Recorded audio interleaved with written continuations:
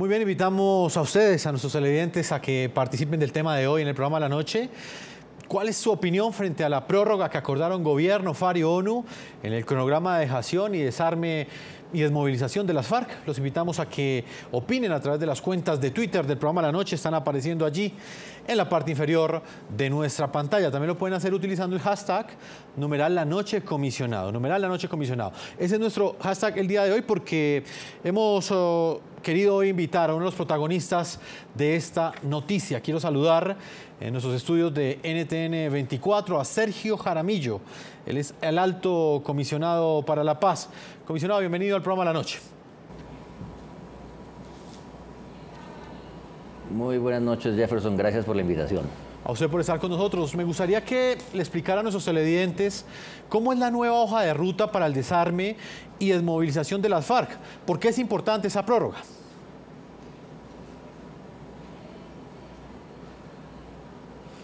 Bueno, mire, el asunto es muy sencillo y yo creo que realmente es muy conveniente. Veníamos trabajando hace 2 semanas en la hoja de ruta para el cumplimiento de lo que llamamos el DEMA 180, que se cumple este 1 de junio. Pero a raíz del fallo de la Corte, eso creó realmente un gran alboroto al interior de las FARC, mucha preocupación. Nosotros desde el gobierno creemos que no hay que preocuparse tanto, pero esa es otra discusión. El asunto es que tuvimos que trabajar ese tema y otros, y lo que finalmente acordamos es lo siguiente, que es muy sencillo. Es a partir del DEMA 180, es decir, a partir del próximo 1 de junio, y en los siguientes 20 días, todos los hombres y mujeres de las FARC, incluyendo a todas las milicias, deben dejar sus armas y dar el paso a la legalidad, con los correspondientes certificados de Naciones Unidas de dejación de armas y de mi oficina de acreditación de que han dado ese paso a la legalidad luego de firmar un acta de compromiso. Esos son los primeros 20 días. Luego decidimos extender las zonas veredales 2 meses para darnos un tiempo de preparación para lo que sigue, que es ya la etapa de completa normalidad institucional, de programas de reincorporación, etcétera. Entonces vamos a hablar con gobernadores, con alcaldes, pasé la mañana hablando con gobernadores hoy, con las comunidades sobre todo, para ver cómo después del 1 de agosto, cuando las Naciones Unidas habrán extraído los contenedores con las armas y habrá terminado ya todo, definitivamente podemos aprovechar esos lugares donde están, esa infraestructura, para convertirla en espacios, en centros de capacitación para la reincorporación de las FARC a la vida civil, pero también de los campesinos de la región, de las veredas aledañas. Si montamos, por ejemplo, como tenemos pensado, unos centros de capacitación del SENA, pues que no solamente las FARC, sino toda la comunidad se beneficie. Igualmente, si podemos prestar unos servicios básicos de salud, de nivelación escolar, etcétera, que sean beneficio de toda la comunidad. Alto comisionado, al comienzo nos dijeron que estas zonas de normalización iban a ser transitorias. En este momento nos explican lo contrario. ¿Eso quiere decir que los integrantes de las FARC se van a quedar viviendo en estos territorios? No, las zonas terminan el 1 de agosto. Las zonas tienen un régimen especial, que es el régimen del cese al fuego que verifica la misión de Naciones Unidas. Ese régimen termina el 1 de agosto, no hay más reglas. Rige la institucionalidad plena. Ahí estará la policía sin restricción alguna, el ejército sin restricción alguna, dando protección también. ¿Qué es lo que vamos a hacer? Un modelo de reincorporación en zonas rurales para las FARC, como hemos acordado, dándoles los apoyos necesarios y el entrenamiento necesario para que pongan en marcha sus proyectos en los lugares que sea, que puede que sean muy cerca a esos centros o espacios, o puede que sean en otros lugares. Que esto va a durar un tiempo, digamos, como centros de capacitación, pues por supuesto, porque hay que preparar a la gente para la reincorporación, pero ya no son las zonas veredales con un régimen especial, con unas limitaciones, eso habrá terminado. Alto comisionado, ¿qué va a pasar con los bienes de las FARC? Hablamos de una dejación de armas que finalizará en 20 días, pero no queda claro qué sucederán con los dineros, los que tienen las FARC. No, sí está claro. El acuerdo dice que las FARC tienen que entregar un inventario de todos sus bienes y que con esos bienes se debe reparar a las víctimas, con esos bienes y activos se debe reparar a las víctimas de las FARC. El término para entregarle ese inventario al gobierno es la finalización de las zonas, es decir, el cierre definitivo del proceso de dejación con la extracción de los contenedores, y eso va a ser así. El compromiso de las FARC es que entregan ese inventario antes del 1 de agosto. Vamos a conocer una fotografía del final de este proceso de dejación de armas, comisionado. ¿Va a existir un evento con el que se finalice la dejación de armas dentro de 20 días? Pues si ustedes miran el comunicado que sacamos ayer, encontrarán la expresión actos públicos. Lo que pensamos es que en 1, 2 o 3 momentos de este proceso en las zonas se hagan actos públicos para que la opinión pública del país conozca qué es lo que está ocurriendo. Eso está en discusión con las FARC. Es un tema sensible como con cualquier guerrilla, pero yo creo que las discusiones avanzan en la buena dirección y que los colombianos veremos de primera mano elementos de ese proceso.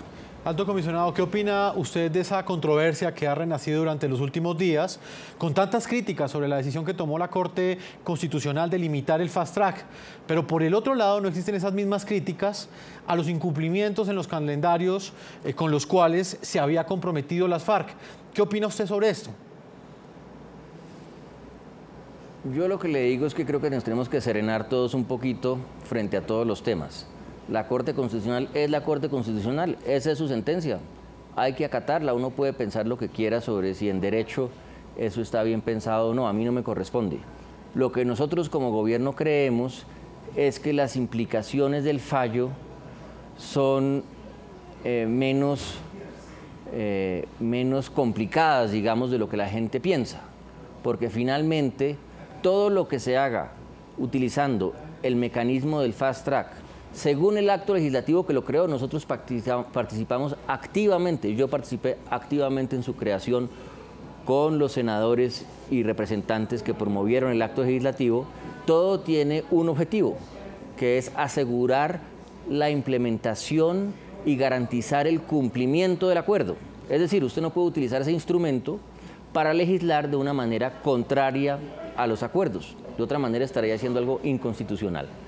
Y además de eso, yo veo, al contrario de menos, incluso más entusiasmo en el Congreso luego del fallo de la Corte. Lo vimos en el debate reciente sobre el acto legislativo para promover el monopolio de las armas por parte del Estado y prohibir la creación de cualquier grupo armado ilegal, donde la votación fue nítida, las mayorías estaban ahí.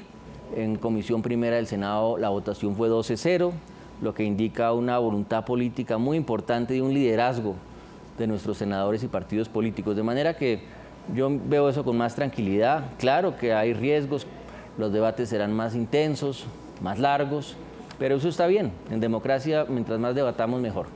Noticias RCN reveló una serie de panfletos y de grabaciones donde las FARC convocaban actos políticos y cívicos el pasado fin de semana a propósito de su aniversario, señor Alto Comisionado. ¿Están las FARC haciendo en este momento política con armas? No, la regla que tenemos es que no puede haber proselitismo político en esta fase, pero tampoco podemos impedir que las FARC, si siguen y se ciñen a las reglas del cese al fuego, celebren su aniversario número 53.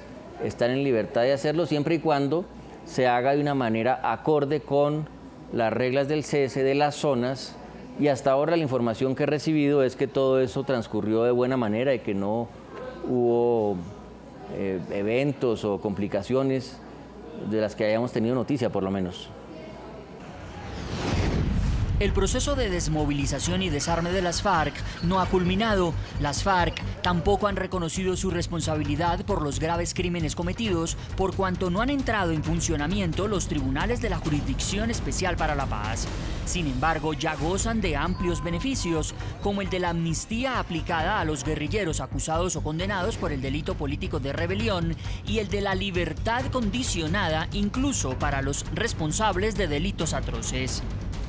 Para el caso de la libertad condicionada, el sindicado o condenado firma un acta de compromiso de sometimiento a la justicia especial y, mientras tanto, es un juez de ejecución de penas el que decide la autorización de dicho beneficio.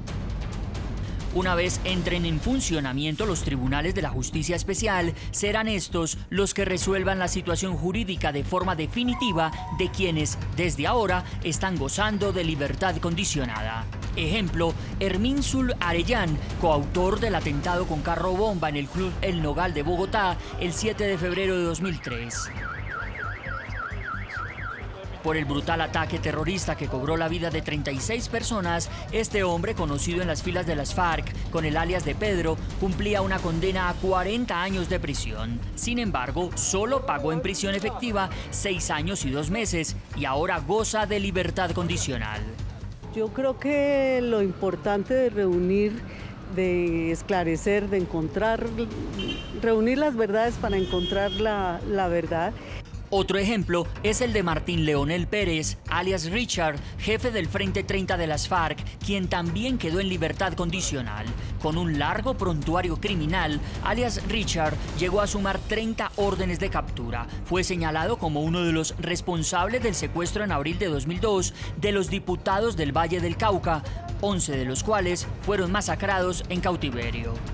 Y aunque purgaba una condena a 60 años de cárcel, solo estuvo 2 años y 10 meses en prisión. Lo único que diferencia es que él no lleva 5 años detenido como mínimo y entonces la ley le da la prioridad para que se vaya a una zona federal, independientemente de los 5 homicidios que cometió, del secuestro que cometió y también del porte ilegal de armas que ha hecho, inclusive con el delito de rebelión. Por eso este despacho también entra a determinar qué hace o aplica para enviarlo a zona federal.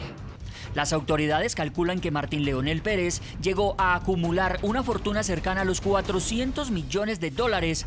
Paradójicamente, solo tuvo que pagar una fianza de 3.400 dólares al acceder al beneficio de libertad condicional.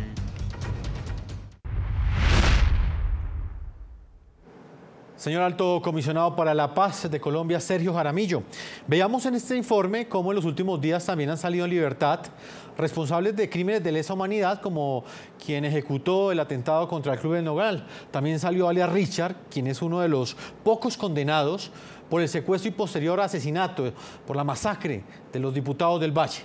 ¿Cómo explicarle a nuestros televidentes que estén saliendo estos terroristas a la calle sin haber aportado ninguna verdad y que lo estén haciendo en libertad condicional? Bueno, yo le agradezco, Jefferson, esa pregunta porque creo que aquí hay una gran confusión. Esas personas no están en libertad. Esas personas están pasando de estar sujetas a una jurisdicción y estar pagando unas penas en la jurisdicción ordinaria a otra jurisdicción, que es la jurisdicción transicional de la Jurisdicción Especial para la Paz, que tiene que encargarse de ellas. Entonces, esas personas no simplemente salen a la calle como les parece. Esas personas tienen que firmar ante el secretario ejecutivo de la JEP un acta de compromiso de que se van a presentar a esa jurisdicción, y las reglas de esa jurisdicción es que tienen que contar toda la verdad y esa jurisdicción les puede y debe imponer una sentencia, una sanción de las que están previstas. Esas son las reglas de juego, tanto para los hombres de las FARC como para los hombres de la fuerza pública. Yo entiendo perfectamente que visto desde afuera esto crea inquietud. Uno puede pensar que hay otras soluciones posibles, pero ese es el acuerdo, tanto para el caso de las FARC como de las fuerzas militares, y hay que respetarlo. Lo importante es que realmente actúe la nueva jurisdicción y que cuenten toda la verdad. Precisamente este ciclo final del proceso de dejación de armas, de este proceso de paz, coincide con una época preelectoral en Colombia. En un año el país estará eligiendo presidente y congresistas. ¿Hasta dónde cree usted que la campaña electoral va a influenciar esta etapa del final del proceso de paz? Pues yo he dicho varias veces que creo que sí tenemos tenemos muy mala suerte en la medida en que el primer año de la implementación de estabilización del acuerdo de la paz, que en todas partes del mundo es el año de mayor fragilidad, donde ocurren más cosas, nos coincida con un año electoral, porque hace más difícil el debate sereno, más difícil la construcción de consensos, la gente tiende a decir no lo que piensa, sino lo que le conviene electoralmente. Todo eso es cierto. Pero como esa es la realidad y no la podemos cambiar, tenemos que siempre buscar las mejores salidas, y yo creo que la mejor salida es seguir construyendo resultados concretos, seguir mostrando cambios en el terreno, y por eso el gobierno tiene una gran tarea, ahora tenemos todos, de avanzar rápidamente en la implementación para que la gente, y sobre todo esos colombianos que por tantas décadas vivieron en una situación de conflicto que para quienes vivimos en las ciudades es francamente inimaginable. Ninguno de sus televidentes se imagina, salvo quienes están en esas zonas, lo que quiere decir un levantarse por la mañana sin saber si de repente su niña la reclutan en la escuela esa mañana, o si a la vuelta de la escuela hay un combate. Esa es la realidad de todos esos colombianos que hemos tenido por fuera del radar y que gracias al proceso de paz vamos a poder integrar a la nación colombiana, les vamos a poder responder, garantizar sus derechos con la implementación de los ambiciosos programas que hemos acordado de desarrollo rural en particular. En las próximas elecciones de Congreso, incluso en las presidenciales, ¿podrán participar las FARC pese a que aún no hayan acudido a la Jurisdicción Especial para la Paz, pese a que no hayan contribuido ninguna verdad en este momento? Primero, quienes tengan condenas graves tendrán que escoger, y lo que evidentemente van a hacer es someterse a la nueva jurisdicción. Eso en primer lugar. En segundo lugar, será esa jurisdicción la que decida cuáles son las condiciones para esa participación política. Eso no lo podemos decidir nosotros, eso lo deben decidir los jueces, y por eso urge que se elijan rápidamente los jueces de la jurisdicción. Señor Alto Comisionado para la Paz, ya para finalizar esta amable entrevista, hay otros grupos criminales que en este momento están amenazando a la sociedad colombiana. Me refiero, por ejemplo, al Clan del Golfo. Al día de hoy, usted en su condición de comisionado para la paz, ¿ha recibido alguna solicitud formal para que este grupo inicie algún tipo de acercamiento de paz con el gobierno nacional?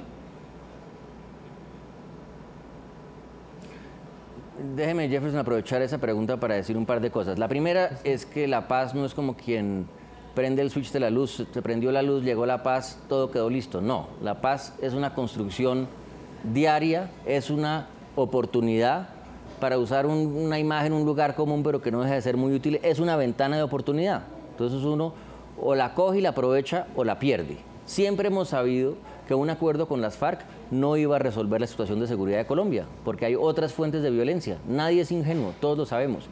Pero si nos movemos con suficiente velocidad, implementamos los acuerdos, sobre todo en esas regiones más golpeadas por el conflicto y donde hay más economías ilegales, pues tendremos una mucha mayor probabilidad de estabilizar esas regiones y de responderle a esos colombianos. Eso yo creo que es el objetivo y el principio general. Ahora, usted me pregunta, ¿y el gobierno está dispuesto a negociar con esas organizaciones? Y la respuesta es no. ¿Por qué no? Dirá usted. Porque esas organizaciones no son parte del conflicto armado. No estaban en guerra con el Estado colombiano, ni siquiera pretendían o pretenden, como los paramilitares, ser una fuerza contrainsurgente que es parte de un conflicto, sino son unas organizaciones dedicadas al narcotráfico, a depredar el territorio a su favor y a tratar de controlarlo para realizar sus actividades ilícitas. ¿Pero le ha llegado alguna carta? Que tenemos carta? que actuar contra ellas con toda contundencia, sí. Si son inteligentes, lo que deberían hacer es estar llamando al fiscal Néstor Humberto Martínez y diciéndole, mire señores, entendemos que ya la violencia, Colombia está hastiada de la violencia y más bien discutamos cómo nos vamos a someter nosotros a la ley. Ese camino está abierto, la puerta está en la Fiscalía, el timbre está en la Fiscalía, no en la Presidencia de la República. ¿Pero le ha llegado alguna carta de solicitud por parte de ellos? Usted sabe que han venido dando vueltas, pero nosotros, yo en eso he sido muy claro, por no decir tajante, en decir que con estas organizaciones no hay negociación de paz, no caben dentro del marco jurídico de una negociación política como la permite la Ley 418. Señor Sergio Jaramillo, Alto Comisionado para la Paz, muchas gracias por habernos acompañado.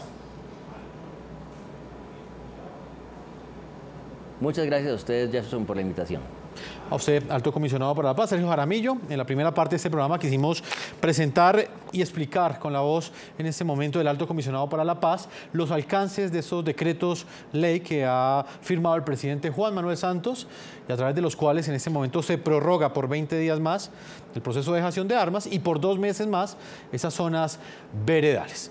Invitamos a nuestros televidentes a que participen del tema de hoy en el programa La Noche. ¿Cuál es su opinión frente a la prórroga que acordaron gobierno FARC y ONU en el cronograma de dejación, desarme y desmovilización de las FARC. Leamos algunas de sus opiniones que nos llegan hasta ahora a través de las cuentas de Twitter del programa La Noche. Jonathan dice lo siguiente: el pueblo ha esperado siglos por vivir en paz. Guerra entre gobierno y FARC lleva 53 años. Unos meses más no detendrán la esperanza.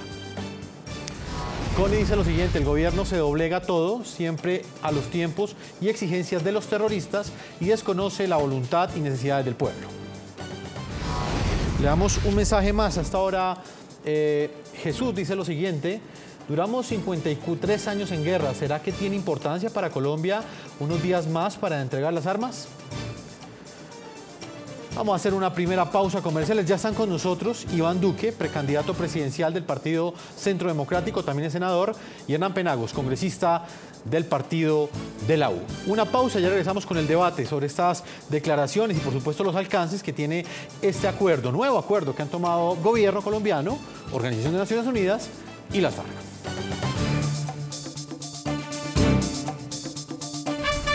En Efecti puedes enviar y recibir tus giros internacionales Western Union en los puntos de atención Efecti habilitados a nivel nacional. Giros, pagos, recargas, Efecti. Vigilado Mintic. Ya regresamos con La Noche.